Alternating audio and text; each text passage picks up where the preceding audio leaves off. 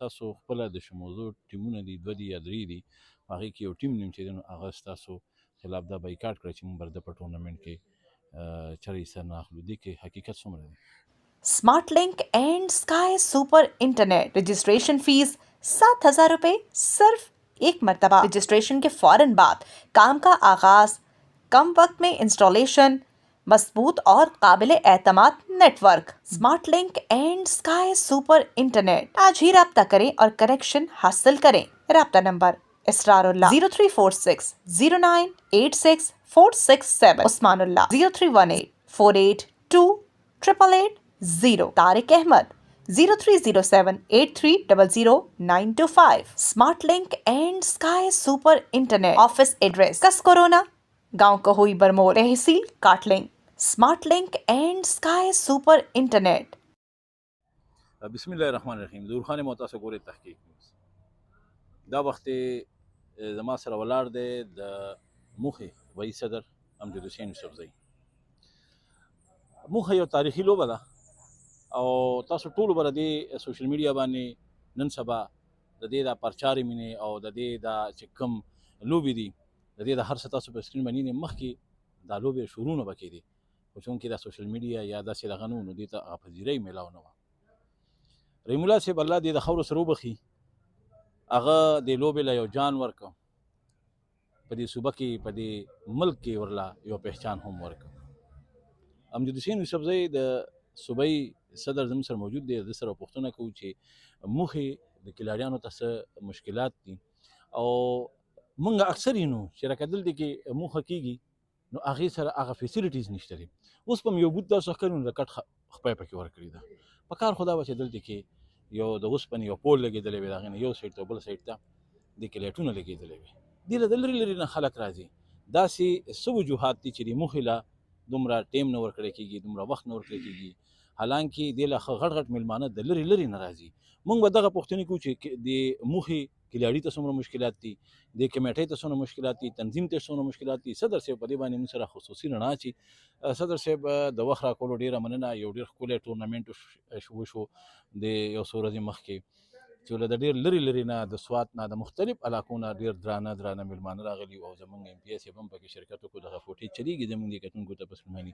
اول راته دا ووایي چې تاسو چونکې صوبایي صدر یې، دې وخت کې په صوبه کې د کاټلنګ، ونډو، شموزو یا د بونیر نه علاوه یا د صوابۍ نه علاوه په کم ځایونو کې دا موخه کېږي او دې ته دغه شانتې تاسو هغه وخت ورکوئ او ټیم وله ورکوئ؟ بسم الله الرحمن الرحیم. ظهور تاسو ډېر زیات مشکور یم چې تاسو راغلی او زمونږ د پښتنو د روایتي او قدیمي او تاریخي لوبې موخې تیراندازۍ د کوریج ورکړو او بیا په هغې باندې خبرې وکړلې. دا موخه چې دا نو دا په یوسفزو په بیلټ باندې کېږي او هغه داسې ده چې په مردان ضلع کې کېږي، په صوابۍ کې کېږي، په بونیر ضلع کې کېږي، په تورغر ضلع کې کېږي او دغه شانتې په بټګرام ضلع کې کېږي او ایون دا چې په پنجاب اټک او په ډورپنډۍ کې هم کېږي او په هریپور کې هم کېږي. دا مونږ هر کال کوو او تیر شو د 30 کالو نه دا ټورنمنټونه مونږ ترسره کوو. دلته خدای بخلي د امیرشاه بابا په حجره کې د فرمانشاه چیف ارګنایزر حجره ده، دلته یې کوو. تاسو چې څنګه ووایي چې دې باندې د رحیم الله صاحب ډېر زیات وخت ورکړی و دې له او الله دې وبخي. هغه تیر شو 15 کالو نه هغه دغه دې سره هغه د دې تنظیم د یوسفزۍ موخه ارګنایزیشن سرپرستیاله او زه سره صوبایي صدر وم، اوس هم یم. خو دا ټورنمنټونه چې کېږي خو لکه دا د بده مرغه د بده قسمته چېرې دا د پښتنو ګیم دی. که چېرې دا د پښتنو ګیم نه وی دې به نن ترقي کړې وه. موږ 30 کاله وشو چې موږ په روزانه بنیاد باندې او په هر ټورنمنټ کې په ابتدا کې او په فاینل کې موږ ستاسو میډیا په تھرو باندې صوبایي حکومتونو ته اپیل کوو چېرې دا په سپورټس کلینډر کې شامل شي، خو د بده مرغه تر اوسه پورې شامل نه شي. دا راته ووایي چې تاسو خو په دې باندې هر کال دلته کې ټورنمنټ کېږي او ته وایي چې زه صوبایي صدر یم، صوبایي صدر. ما تر اوسه پورې د دې موخې دپاره اکیډمي داسې ونه لیدله چې دلته کې یاره تاسو ټریننګ ورکوئ. نو چې کله تاسو شروعات وکړئ نو د سرکار به ورته مخه جوړېږي. تاسو صرف په کال کې یو ټورنمنټ ارګنایز کوي هغه ټورنمنټ وکړي بیا الله الله خیر. نو په کار خو تاسو لیدلی چې تاسو د دې لپاره یو اکیډمي جوړه کړئ، هغې ته هلکان راځي، په هغې کې هغوی دا لوبه زده کړي، د دې لوبې افادیت د دې هر څه تاسو ته وښیي. نو موږ تر اوسه پورې ستاسو د اړخه څه داسې څه اکټیویټیزونه لیدل؟ زما ډېر ګران او قدرمن وروره ډېر ښه سوال دی وکړو. هغې سوال جواب دا دی چې اکیډمي خو څه کوي چې دلته مونږه د صوبایي حکومت تصوري لاندې د عاطف خان په دور کې هغه چې وزیر ته دغه و سپورټس و، نو موږ دلته په دې موضوع په دې ایریا کې یو سپورټس ګراوند منظور کړی و، دغه صرف د موخې دی. انشاءالله په هغې کې اکیډمي هم شته او په هغې کې به نور دغه هم کېږي.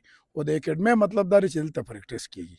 نو پریکټس دا کېږي چې دلته مونږه د هلکانو چې کومه د لینده ده د هغې په ځای باندې مونږ یو بله قسم لینده ده چې هغه مونږه هغه ارزان هم ده، په هغې باندې د ینګ هلکانو نه پریکټس کوو او بیا صوبایي ټورنمنټ راځي یا د ضلعې په سطح راځي، نو هغه بیا زمونږ د باجوړی لینده باندې چې کومه اوریجنل لینده ده نو هغې ته راواوړي. نو دغه زمونږ یو طریقه ده او په هغې باندې مونږ د خپل هلکان ترسره کوو.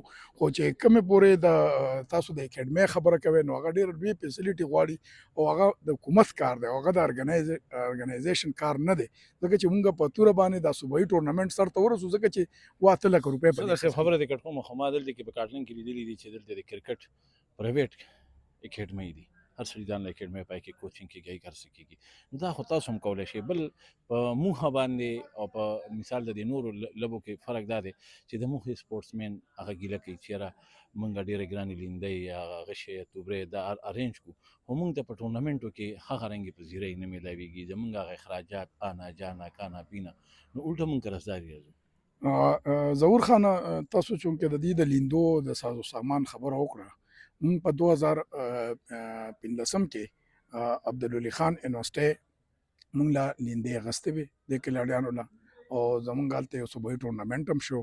نو هغه شانتې مونږ چې وخت په وخت باندې چاته هم ویلي دي نو کړي دي، خو چونکې صوبایي حکومت ته مونږ بار بار دا خبره کوو چې بهي دا دې په سپورټس کلنډر کې شامل شي، چې په سپورټس کلنډر کې شامل شي نو انشاءالله د سازو سامان بندوبست به هم ولکېږي.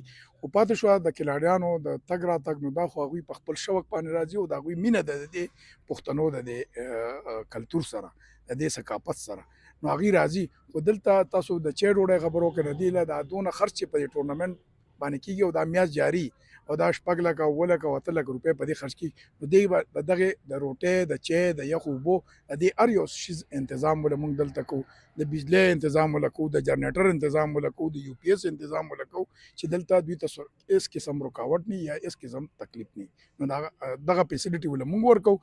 باقي دا غټه فیسیلیټي چې دا دی چې لکه یو سړی د تورغر نه راځي یا د صوابۍ نه راځي یا د بونیر نه راځي او د هغوی لپاره د احمدرب لپاره کوم پیسې خرڅ کېږي او یا د ټرانسپورټ لپاره، نو هغه فیسیلیټي موږ نشو ورکولی.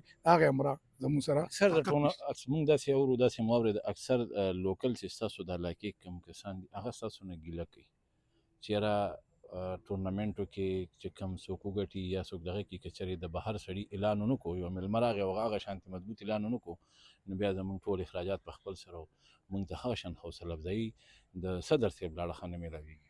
دا خبره خو چولټه غلطه ده، ځکه چې د پروس کال نه بل کال موږ ټورنمنټ کړی او موږ له یو چیف ګیسټ نه راغلی او په هغې کې بیا ملګرو وویل چې ته به د دې چیف ګیسټ وې، نو ما زه چې چیف ګیسټ شوم نن چې کوم ایم پی ایس یې اعلان کړی دی 500,000 روپۍ د فسټ ټیم دپاره او 30,000 د سیکنډ او 20 دپاره تړ او دا شانتې مین اف د میچ او مین اف ټورنمنټ هم خو به خو سیم دقه شانتې اعلان ما کړو د فسټ ټیم دپاره 50,000 او سیکنډ دپاره 30 او د تړ دپاره 20,000 او مین اف د میچ او مین اف د ټورنمنټ دپاره 10,000. نو دا خبره خو دغه غلطه ده. کوم 18 ټیمونه چې اوس په دې تیر ټورنمنټ کې حصه واخیسته دې کې د یو ټیم د انټري فیس څومره وي؟ د دې د ټیم چې دی نو 5,000 روپۍ انټري فیس وي او که بالفرض دی کې چاته دا لیندۍ ماته شي یا د هغه شی مات شي نو دغه تاسو کمیټې ارینج کوئ که نه دا د هغه خپل وي؟ نه دا د هغه خپل وي، دا د هغه خپل وي او د هغې کې خو موږ د دې لپاره ګورو موزون وخت چې په هغه کې موږ خپل ټورنمنټ وکړو. اوس چې کوم ټورنمنټونه فرض که کېږي نو دا په دغې لینده به ډېره ګرانه شي. بیا د دې نه چې وخت نورم فرض که دغه ته ځي د څه ورته وایي تاسو ته ساوڼ وایئ یا چې کوم اګست میاشت ته یا کوم ته په شکال میاشت وایي نو په هغې کې بالکل په دې باندې په دې باجوړۍ لینده باندې ګزار نه کېږي. په هغې کې د ماتېدو خطره وي. نو موږ لحاظه کوشش دا کوو چې موږ د اپریل او د مۍ په ترمیاځ کې خپل ټورنمنټ وکړو. یو خبره دا غوږو له راغلې ده چې ستاسو خپله د شموزو ټیمونه دي، 2 دي یا 3 دي، په هغې کې یو ټیم نیم چې دی نو هغه ستاسو خلاف دا بایکاټ کړی چې موږ به د په ټورنمنټ کې چرې حصه نه اخلو. دې کې حقیقت څومره دی؟ نو په دې کې خو حقیقت ځکه نشته دی چې په دې ټورنمنټ کې زما په خیال 15 ټیمونه دي. یو پکې د لاچي زمان د رشموزو او یو پکې د صدیق علم د رشموزو، نه خو د کلي دي. یو پکې د یارټونو عبدالرحیم ټیم دی، بل پکې د دلته د بیسر ټیم دی او بل پکې د چپل آباد ټیم دی. نو 15 ماڼو حصه اخیستې. نو زما په خیال داسې خبره هم نه ده. لکه مطلب کلاډیان څه اعتراض نشته دی. دلته کې موږ ولیدل چې یو بل ټورنمنټ هم را روان دی او هغه ټول اخراجات چې دی نو هغه کس ټول په خپله باندې کوي. دغه څه وجه ده؟ نو داسې خو کېدی نشي چې داسې چې زه نشم کولی نو بل به داسې څوک وي چې هغه به په خپل ذاتي خرچ باندې وکړي. ځکه چې زه پکې هر کال زه خپلې د جیب نه پیسې لګوم. دې سره یو ټیک ده چې د یوسفزو دا یو پهچان وي، خو چونکې دا تور او غوښې خو پخوا یوازې یوسفزو نه چلو، نورو قبیلو هم چلوړي دي. نو تاسو چې دلته کې راغلئ نو تاسو لږ په دې خبره باندې راغونډوئ نه چې دا صرف دې قبیلې پورې دا محدود ده، بلکې دا د صوبې په پوره صوبه کې چې څومره پښتانه دي دا د هغوی لپاره ده. موږ به وایو چې دا د پښتنو لوبه ده، دا د پښتنو ثقافتي او تاریخي لوبه ده. خو چونکې دا د یوسفزو موږ وایو چې دا کامل لوبه ده، نو دا په دغې باندې غرض باندې وایو چې دا د یوسفزو چې کوم اضلاع دي نو دا په هغې کې په اکثریت په سره کېږي. اکثریت سره کېږي. صحیح شوه، ډېره مننه. زه به د دې موخې په حواله باندې دا ووایم چې دا ډېره یو دلچسپ یو ډېره ښایسته لوبه ده او دې کې ورسره ساز و سامان زه به دا ووایم چې ډول باجا دا د دې ښایست دی. په دې کې ورسره چې کله غشې ولګي په خپل ټارګټ باندې په نښه باندې نو ډول والا ولاړ وي او هغه په ډول باندې را باندې کړي او بنګ دی. دغه فوټیج تاسو ښکاري م یو ډېره دلچسپه لوبه ده، خو د بده مرغه دې ته هغه شانتې پذیرۍ میلاو نه شوله. زموږ د دې ننني پروګرام مقصد دا دی چې یاره دې ته په پوره صوبه کې پذیرۍ میلاو شي چې په کوم ځای کې دا نه کېږي او هلته کې د دوی د اواز ورسي، زموږ د اواز ورسي او هلکان چې دي ینګ جنریشن چې دی هغه د موخې په باره کې څه سټډي وکړي او دا ګیمونه چې دي دا پښتنو دا لوبه چې ده دا په پوره صوبه کې عام شي. زه ظهور خان اجازت غواړم. نور الله پامان.